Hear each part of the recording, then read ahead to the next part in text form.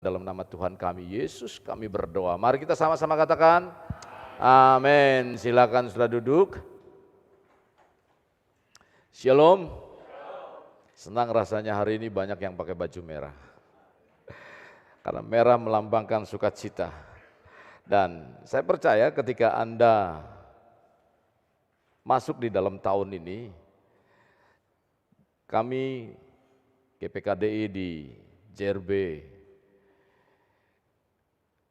mengatakan bahwa tahun ini adalah tahun terobosan. Tahun terobosan yang akan dialami oleh setiap kehidupan orang percaya untuk menerima janji-janji Tuhan dan dalam seluruh sisi kehidupan Tuhan akan senantiasa menggenapinya. Tapi kuncinya adalah satu. Pertama, kita harus masuk di dalam bagaimana kita mengalami terobosan. Itu terobosan yang harus kita pahami bersama adalah kalau kita sudah mengalami terobosan secara rohani, maka terobosan secara jasmani saudara akan mengalaminya. Nah, terobosan rohani itu harus kita lakukan senantiasa adalah kita harus mengenal tujuan dari Tuhan itu sendiri. Maka kalau kita mengenal tujuan Tuhan, apa yang semula Tuhan ciptakan di dalam dunia ini, Tuhan mengajak saudara dan kita semua hidup di dalam karyanya. Maka dari itu Tuhan memberikan kuasa, otoritas kepada kita. Nah saudara, banyak otoritas kita sudah bahas dan hari ini saya ingin mengajak kepada saudara untuk membahas tentang mewujudkan otoritas pribadi kita. Jadi ketika Tuhan memberikan otoritas kepada kita, apa yang Tuhan sudah nyatakan, Tuhan sudah gambarkan. Karena apa? Karena di dalam diri kita itu ada gambar dan rupa Tuhan. Sehingga Tuhan berpihak kepada saudara bukan semata-mata saudara baik, tetapi di dalam diri saudara ada gambar dan rupa Tuhan. Nah di dalam gambar dan rupa Tuhan itulah Tuhan berkarya. Tetapi seringkali saudara-saudara yang kekasih dalam Tuhan, ada satu pribadi yang tidak suka. Oknum iblis sehingga menggagalkan otoritas yang seharusnya saudara terima, tetapi saudara tidak menerima kuasa dari otoritas yang semestinya kita terima. Nah, saya ingin mengajak kepada saudara di dalam pembacaan kitab Pengkhotbah pasal 9 ayat 1. Pengkhotbah 9 ayat 1.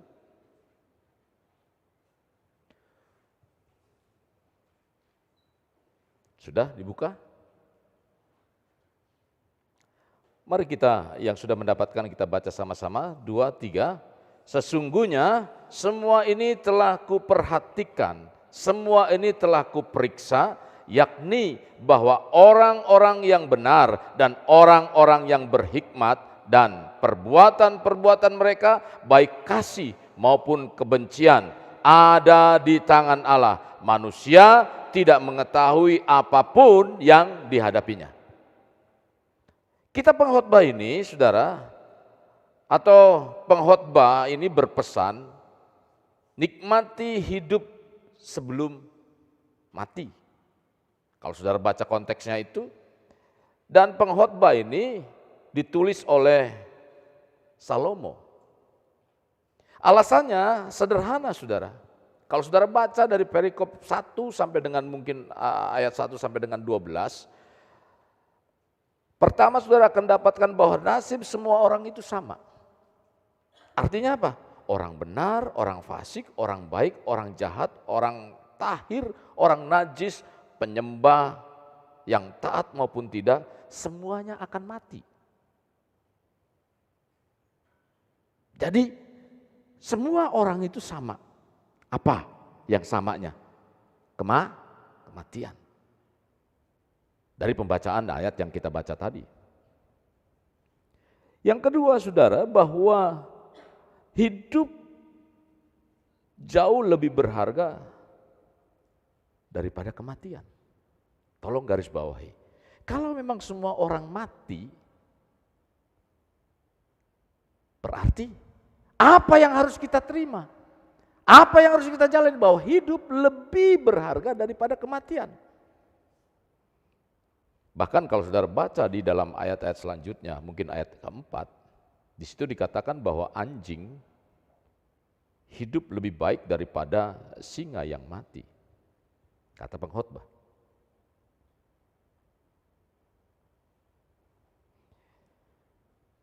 Yang ketiga, hanya dunia orang hidup, yaitu di bawah matahari ada harapan. Jadi ketika kita hidup, bukan hanya lebih berarti saja, tapi ketika Anda hidup, ketika saya hidup, ada harapan. Yang setuju katakan amin. Ada harapan, apapun yang saudara alami, apapun yang saudara sedang terjadi dalam kehidupan saudara, ada harapan. Nah, hari ini saya ingin berbicara tentang bagaimana mewujudkan otoritas pribadi kita yang Tuhan sudah berikan dalam kehidupan kita, dan ini harus menjadi satu kenyataan, terwujud dalam hidup dan iman percaya saudara. Setuju? Nah, jangan berharap dalam dunia orang mati tidak ada pekerjaan, pertimbangan, pengetahuan, dan hikmat. Jadi ketika kita sudah mengalami kematian, jangan berpikir nanti saya kalau sudah nanti ketemu di sana di alam baka, saya baru bisa berubah. Enggak ada perubahan setelah kematian. Firman dengan jelas mengatakannya. Ya, jadi mau ada perubahan dan harapan adalah di dalam dunia ini. Kalau saudara baca di dalam ayat yang keempat, ayat yang ke-12 di situ, manusia tidak bisa memprediksi kematian. Maka kalau kita nggak bisa memprediksi kematian, berarti selagi masih hidup, kita gunakan waktu dan kesempatan sebaik mungkin. Kita gunakan dengan hal yang baik untuk meraih janji-janji Tuhan dalam kehidupan saudara, dalam kehidupan kita semua. Nah saudara, tadi saya sudah katakan bahwa Salomo dalam kitab pengkhotbah ini sesungguhnya mengingatkan kita kepada manusia bahwa hidup yang dijalani sangat berarti dan penting. Hidup ini singkat saudara. Baru minggu lalu, baru kita ngerayakan apa? Tahun baru. Sekarang tahun baru lagi, 2 kali. Bagi orang Chinese makanya double saudara. Jadi keturunan Chinese itu merayakan tahun baru Imlek dan tahun baru nasional. Maka untuk menjalani kehidupan yang singkat ini harus berjalan dalam kebenaran Tuhan, saudara. Nah dalam menjalaninya, tentu dalam menjalani apa? Menjalani otoritas yang Tuhan sudah berikan pada kita dengan sebaik mungkin. Nah kita kembali kepada otoritas. Otoritas adalah pemberian Allah sejak awal Allah menciptakan manusia. Nah setelah manusia jatuh di dalam dosa, kuasa otoritas itu diambil oleh iblis. Jadi yang tadinya saudara punya kuasa itu diambil. Tapi cara mengambilnya enggak terasa. Kita memiliki kekuasaan yang diambil. Contoh, sekarang pemerintahan ini sekarang lagi dirongrong, berusaha untuk apa? Untuk mendelimitasi kepercayaan masyarakat. Dengan apa? Dengan cara menghumbar atau memberikan satu hoak-hoak kepada apa? Kepada masyarakat supaya bahwa presiden yang sekarang ini gagal. Gagal dalam hal apa? Dalam hal apa? Bahkan sekarang lagi digugat tentang apa? Tentang ijazahnya palsu katanya. Nah kalau ijazahnya palsu berarti hutangnya bangsa Indonesia bukan hutang negara kata dia. Jadi hutangnya siapa? Karena ini palsu berarti pemerintahnya palsu. Nah ini sudah mulai mau ngaco nih. Kenapa rame lagi? Saudara jangan salah karena ini lagi mau tahun pemilu. Saudara, jadi diambil kekuasaannya, diambil alih, caranya bagaimana? Yaitu mempengaruhi. Mempengaruhi siapa? Mempengaruhi masyarakat. Nah yang terjadi dalam kehidupan manusia pertama dipengaruhi. Pengaruhi oleh siapa? Oleh iblis. Saudara-saudara yang kekasih dalam Tuhan. Selama manusia hidup dalam kebenaran, selama itu pula banyak setelah diambil oleh iblis, ya, selama itu pula manusia juga menyimpang dari otoritas. Sekalipun dia menggunakan otoritas. Nah, walaupun demikian saudara, rencana Allah tetap tidak pernah gagal. Otoritas yang ada pada diri manusia itu tetap ingin dikembalikan. Itulah sebabnya Bapa mengutus Yesus mengambil alih kuasa otoritas itu dan mengembalikan wewenang tersebut kepada manusia. Kalau saudara baca di dalam Kolose pasal yang kedua, kita baca di dalam Kolose pasal 2 ayatnya yang ke-15.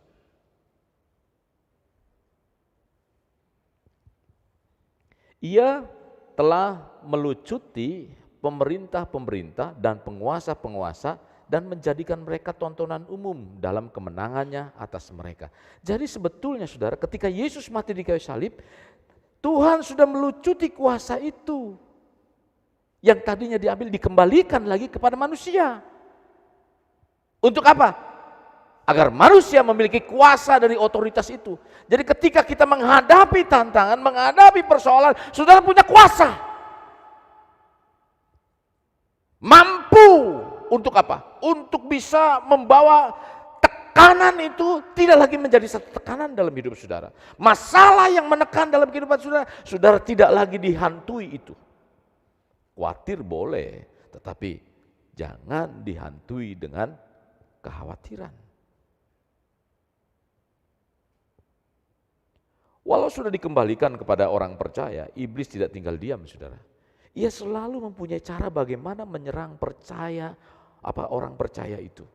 Dia selalu menyerang agar dirinya memiliki keyakinan bahwa kuasa atau kekuasaan yang seharusnya sudah kembali dalam kehidupannya, dia tidak sadar, dia ngerasa enggak ada saya.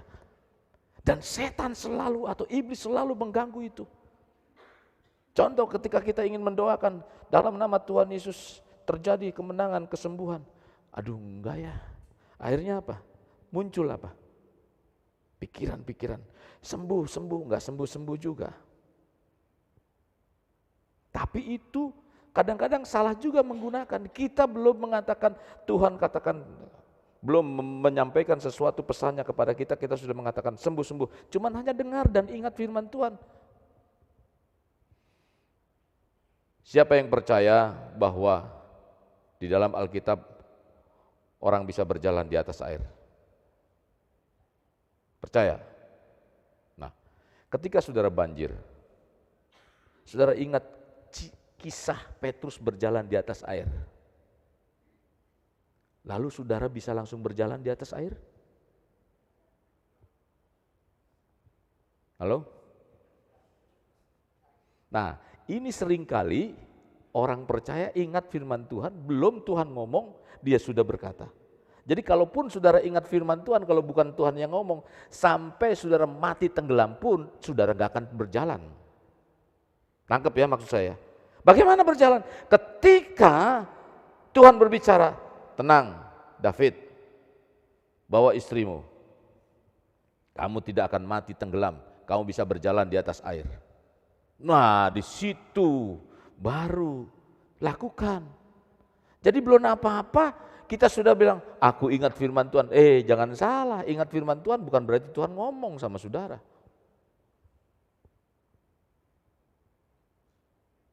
Iblis selalu mencari cara strategi untuk memperdayakan orang percaya dengan apa? Dengan tipu muslihatnya. Nah, untuk mengelabui biasanya saudara, mengelabui tentang kuasa dan otoritas biasanya iblis menggunakan firman Tuhan.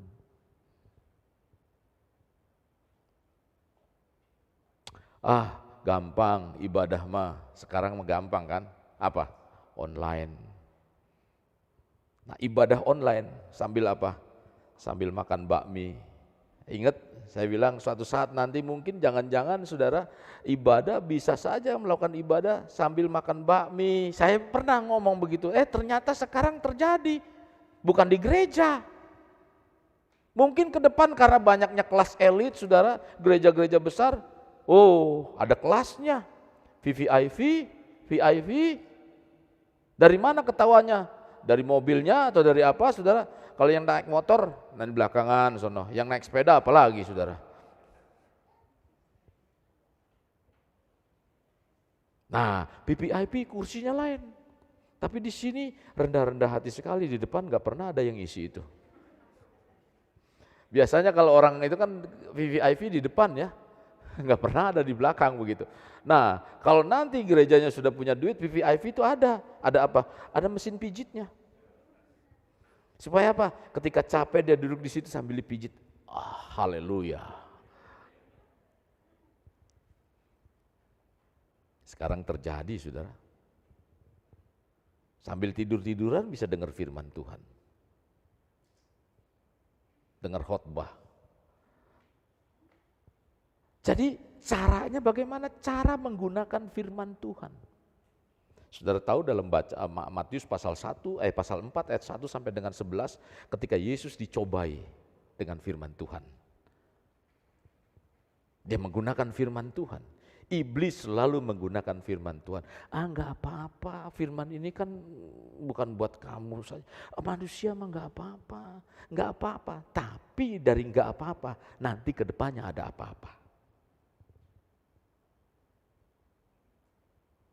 Berkaitan dengan otoritas, iblis mempunyai banyak strategi, saudara, yang dilakukan oleh iblis. Agar apa? Agar kita, milik kita menjadi mandul, enggak berkuasa. Saudara punya otoritas, punya kekuasaan, enggak bekerja dengan dahsyat. Jadi sia-sia.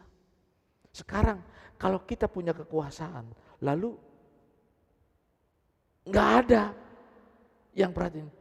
Saya lihat ada cuplikan sedikit presiden yang lalu, waktu belum jadi presiden, ya presiden yang lalu nih sudah presiden yang sekarang maksud saya, presiden yang sekarang waktu belum jadi presiden disalaminya lebih banyak daripada yang bukan presiden. Wah, rebutannya begitu ya. Berarti kekuasaan orang lihat mandul sudah kekuasaannya itu. Nah sama halnya dengan kita, ketika kita berdoa enggak digubris seperti apa? Doa saudara sebenarnya mentok di plafon. Doa kita enggak berarti, kuasanya enggak ada. Nah tentu saudara rindu bagaimana mewujudkannya. Memang untuk mewujudkan otoritas yang telah diberikan Tuhan tidak mudah.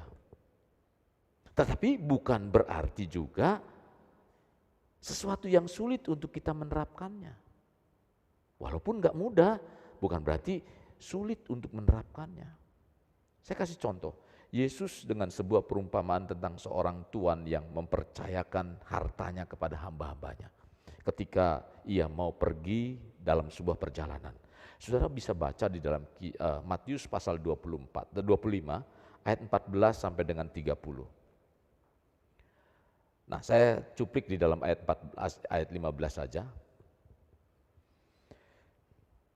Ayat 15 mengatakan begini, yang seorang dipercayakan 5 talenta, yang seorang lagi 2 talenta, dan yang seorang lagi 1. Masing-masing menurut kesanggupannya. Lalu ia berangkat. Nah, garis bawahi kata kesanggupannya. Kata kesanggupan dalam bahasa asli Alkitab, dalam perjanjian baru yaitu bahasa Yunani, diartikan dunamis. Apa itu dunamis? Dunamis artinya perbuatan yang menunjukkan kekuatan yang luar biasa. Jadi ketika dipercayakan sesuatu, ya, ini hamba-hamba tadi, ada yang 5 talenta, ada yang 2 talenta, ada yang 1 talenta. Saudara dipercayakan kekuasaan itu berbeda masing-masing dalam kehidupan saudara. Berbeda, walaupun kita satu gereja, satu keluarga, saudara punya kekuasaan yang Tuhan berikan atau potensi dan kemampuan yang ada dalam kehidupan saudara juga diberikan berbeda. Dan Tuhan memberikan itu, firman Tuhan katakan apa? Dia mempunyai atau kesanggupan atau kekuatan luar biasa. Jadi ketika dipercayakan kita sesungguhnya mempunyai kekuatan yang luar biasa. Kekuatan yang ajaib ada di dalam kehidupan saudara.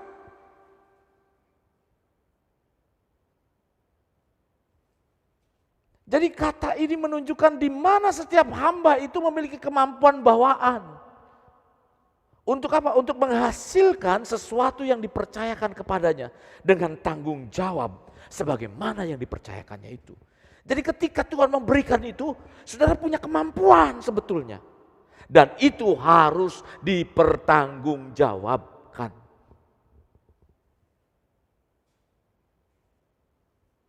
Demikian juga dengan otoritas yang Tuhan berikan kepada setiap kita, saudara. Semuanya itu atas pemberian dari Bapa Surgawi. Otoritas itu telah ada di tangan kita. Bila menghadapi permasalahan dalam hidup ini, saudara, kita dapat menggunakan otoritas tersebut. Saudara bisa katakan dalam keadaan apapun. Hari ini, setelah pulang dari tempat ini, saudara praktekkan di rumah. Work, bekerja atau enggak firman Tuhan itu. Jadi kalau saudara cuman hanya dengar dan tidak mempraktekannya, saudara enggak akan mengalami kenyataan itu. Padahal banyak yang ingin Tuhan berikan dalam kehidupan kita untuk kita nikmati, kita alami. Apa persoalan saudara?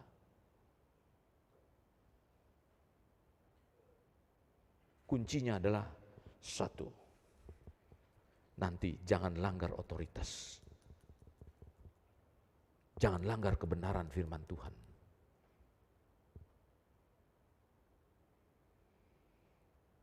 Saudara-saudara yang kekasih dalam Tuhan. Jadi, otoritas telah di tangan kita bila menghadapi permasalahan saudara dalam menjalani kehidupan kita, kita bisa menggunakannya. Tapi untuk otoritas yang kita miliki agar bekerja, tentunya kita terlebih dahulu minta kepada Tuhan. Tadi saya sudah ngomong, minta kepada Tuhan. Tuhan, aku dalam keadaan apa? Aku minta. Saya lagi ngomong dengan istri saya bilang, kamu nih ngalamin ini begini-begini, oke kita terapi. Tapi coba at work bekerja dalam, kamu ngomong, sakit Tuhan aku menggunakan kuasa dalam nama Tuhan Yesus. Nanti ke depan saudara dokter tuh bukan lagi 400-500 ribu. Kalau saya dengar di luar negeri, gunting rambut itu 1.200.000, gunting rambut 1.200.000. Yosi berapa gunting rambut? 100.000, 40.000 masih bisa. Di depan gunting rambut cuma 18.000. Berapa kalau ke dokter? Paling murah sekarang ke dokter 500.000. Itu cuma ngobrol, konsultasi dengan dokter. Belum lagi kasih obat dan lain sebagainya. Maka dari itu saudara, gunakan kuasa Tuhan dalam kehidupan saudara. Kalau soal batuk pilek udah gak usah ke dokter lah. Saudara punya kuasa, jangan panggil Pak David, jangan panggil Pak Opan, jangan panggil Pak Edi. Panggil Tuhan, doakan.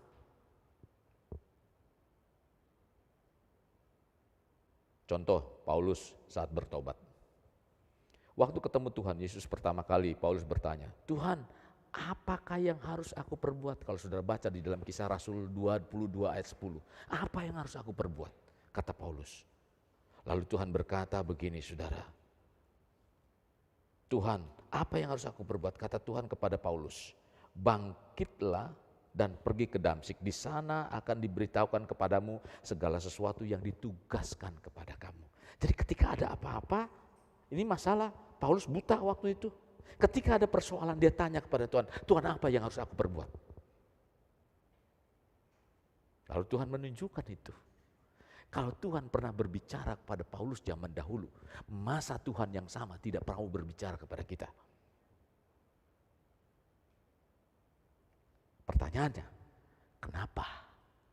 Apa bedanya Paulus dengan kita? Kalau Paulus percaya pada Tuhan Yesus, saudara percaya pada Tuhan Yesus? Percaya. Kalau Paulus sungguh-sungguh, nah ini mulai terjadi jawabannya. Paulus sungguh-sungguh, saudara, Paulus mendengarkan kebenaran firman Tuhan dan selalu taat, saudara. Itulah sebabnya barangkali Tuhan belum mau berbicara secara spesifik dalam kehidupan kita. Maka saya tahun ini, saya berusaha untuk apa? Untuk terus mendekat kepada Tuhan, mendekat kepada Tuhan. Kalau saya ngajak saudara, mari saudara juga sama. Lakukan itu. Nah saudara-saudara yang kekasih dalam Tuhan, kalau Tuhan bertindak kepada setiap kita, di mana Dia pencipta kita telah menugaskan dan menunjuk setiap orang di tempat otoritasnya yang sah. Untuk apa? Untuk berfungsi sampai maksimal. Tuhan telah mengatur setiap orang itu dalam setiap posisi strategis. Untuk apa? Untuk berfungsi. Mencapai tujuan-tujuan Tuhan. Kenapa sih harus begitu? Karena kita sudah dibeli oleh Tuhan. Kenapa untuk Tuhan? Ya saudara, kita adalah milik Tuhan. Kalau apa-apa, kalau kita milik Tuhan, siapa yang tanggung jawab? Apa tetangga? Kalau saudara punya mobil milik saudara, yang tanggung jawab siapa? Tetangga. Mau tuh saya juga kalau begitu. Yang tanggung jawab adalah kita. Kalau kita milik Tuhan, siapa yang tanggung jawab? Halo? Nah, tapi seringkali saudara mau tanggung sendiri. Jawab sendiri, yang tanggung Tuhan, begitu ya? Iya atau bukan? Iya, begitu. Terima kasih atas kejujurannya. Konsep otoritas dipenuhi dengan makna. Itulah sebabnya perlu bagi kita untuk melihat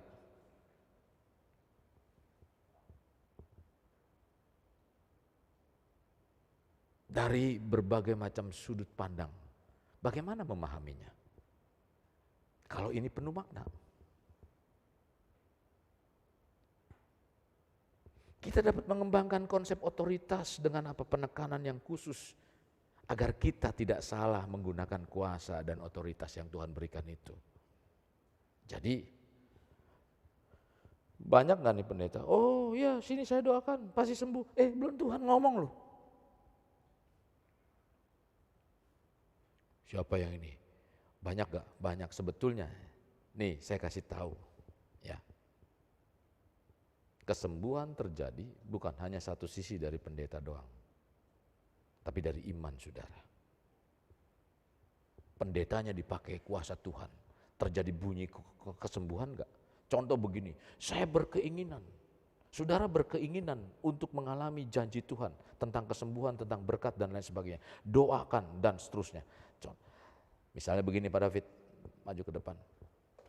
Ini kalau bunyi begini berarti tandanya doa dijawab. Pak David ingin kerinduan bahwa doanya dijawab, punya kerinduan. Ya, punya kerinduan. Lalu Tuhan punya kerinduan. Tapi cuman hanya inisiatif dari Tuhan saja. Dianya cuman hanya ngomong. Sayanya yang melakukan begini. Sayanya begini, Pak Davidnya diem aja. Karena apa? Karena Pak David nggak berinisiatif. Saya berinisiatif, dengar doa daripada Pak David.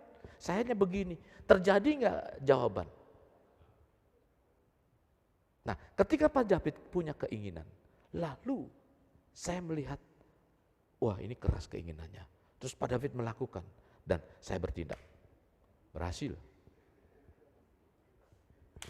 Silakan duduk. Nah itu, ingat saudara, otoritas harus digunakan dengan cara pandang yang benar sesuai firman Tuhan. Jangan sembarang, kita nih pendeta, oh Tuhan belum ngomong, kita ngomong begini-begini. Belum disuruh Tuhan loh.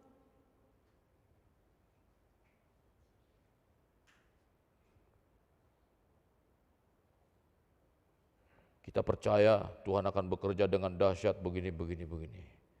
Saudara, siapa yang mau diberkati? Nah, saudara berkati. Tujuannya apa? Untuk memberkati Tuhan. Tuhan yang. Tapi kalau saudara dengar percaya omongannya pendeta, belum tentu sudah diberkati.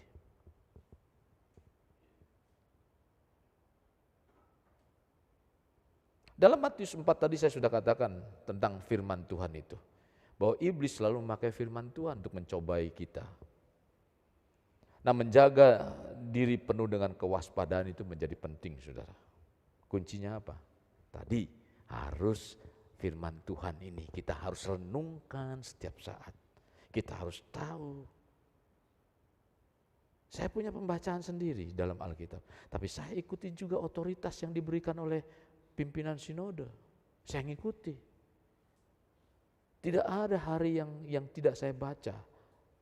Karena itu otoritas. Saya berusaha untuk belajar taat dan tunduk pada otoritas.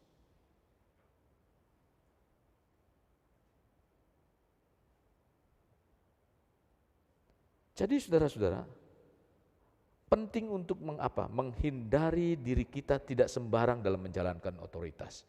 Tanpa sadar, kalau kita tidak menggunakan itu, tanpa sadar saudara masuk dalam jerat iblis. Apa pengertian makna otoritas itu? Itu maknanya saudara, kuasa yang secara sah didelegasikan. Jadi sah. Dari siapa? Dari Tuhan. Didelegasikan. Untuk siapa? Untuk saudara dan saya.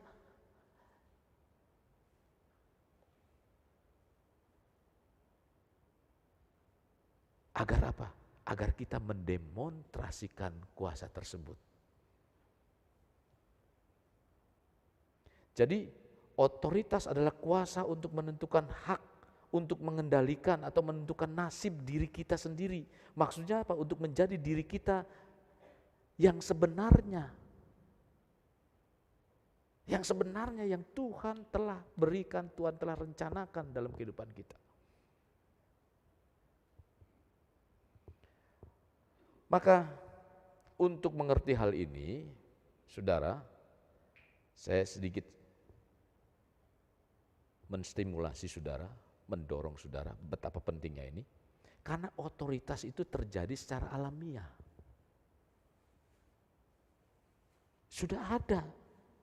Dan itu akan contoh begini ya, contoh yang paling gampang. Ketika itu, tolong dong, ada orang langsung apa? Datang. Itu otoritas, kok bisa nolong saudara? Itu alami, terjadi alami. Otoritas sudah ada dalam kehidupan saudara. Kekuasaan yang sesungguhnya Tuhan sudah taruh dalam setiap kehidupan manusia. Saat kita dilahirkan, Tuhan memberikan kemampuan itu untuk dapat mengatur, mengontrol dan sebagainya. Nah, maka kita akan mewujudkan otoritas dengan sendirinya secara alamiah dan akan diarahkan oleh Tuhan dalam kehidupan kita. Percaya itu. Saudara mau mewujudkannya? Sudah ada dalam kehidupan saudara, tinggal saudara mewujudkannya. Saya masih 20 menit lagi. Jadi saudara yang mau imlekan tunggu ya.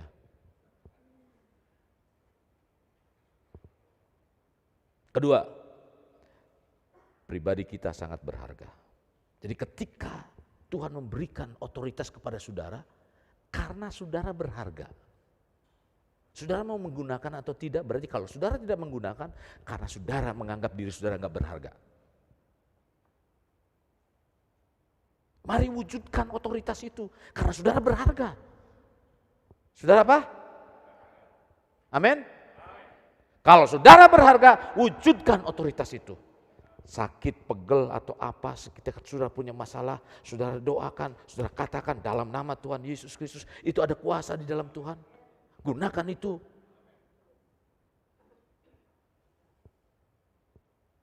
Minggu depan banyak kesaksian. Saksikan itu. Karena itu tugas kita.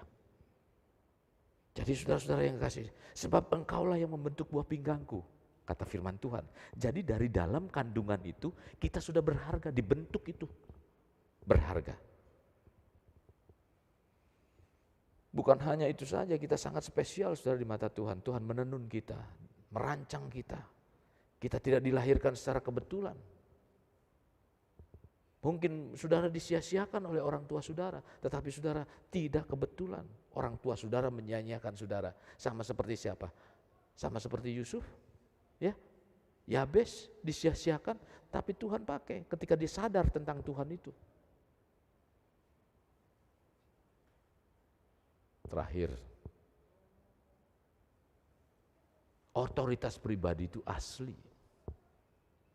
Apa asli? Keberadaan kita bukanlah kebetulan, tetapi semua itu ada dalam rencana Tuhan. Jadi asli dalam rencana Tuhan.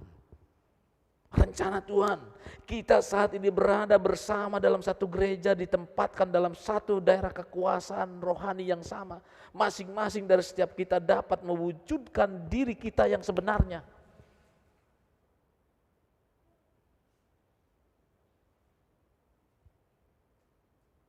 Hal ini sebagaimana Tuhan telah rancangkan memberikannya semasi kita dalam kandungan. Jadi bukan karena kebetulan kita ada di tempat ini.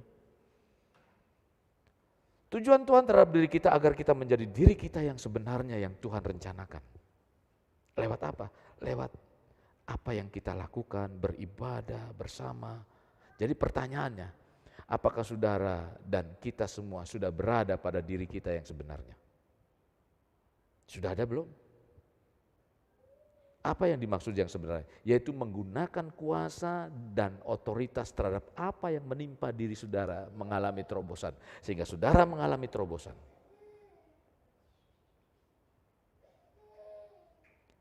Pribadi yang asli dapat menarik orang lain yang melihat ada sesuatu yang berbeda. Karena ada sesuatu yang menarik. Ingat, kita harus mewujudkan otoritas pribadi agar pekerjaan Tuhan berkembang dan Tuhan dipermuliakan. Saya undang saudara bangkit